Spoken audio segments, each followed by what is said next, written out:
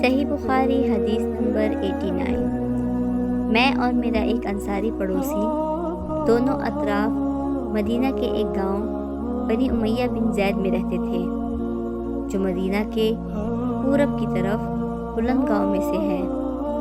ہم دونوں باری باری حضرت صلی اللہ علیہ وآلہ وسلم کی خدمت شریف میں حاضر ہوا کرتے تھے۔ ایک دن وہ آتا، ایک دن میں آتا۔ جس دن میں آتا اس دن کی وحی کی اور رسول اللہ صلی اللہ علیہ وآلہ وسلم کی فرمودہ دیگر باتوں کی اس کو خبر دے دیتا تھا، اور جب وہ آتا تو وہ بھی اسی طرح کرتا۔ تو ایک دن وہ میرا انصاری ساتھی اپنی باری کے روز حاضر خدمت ہوا۔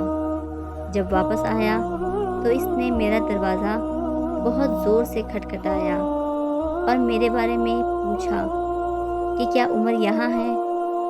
میں گھبرا کر اس کے پاس آیا۔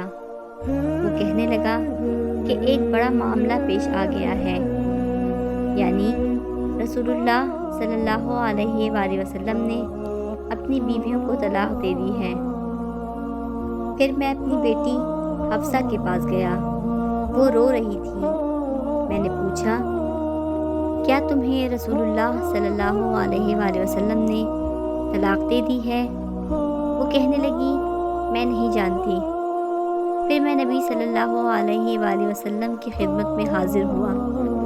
میں نے کھڑے کھڑے کہا کہ کیا آپ صلی اللہ علیہ وآلہ وسلم نے اپنی بیویوں کو طلاق دے دی ہے؟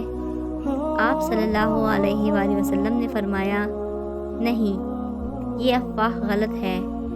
تب میں نے تعجب سے کہا، اللہ اکبر، اللہ بہت بڑا ہے۔ جزاک اللہ خیرا۔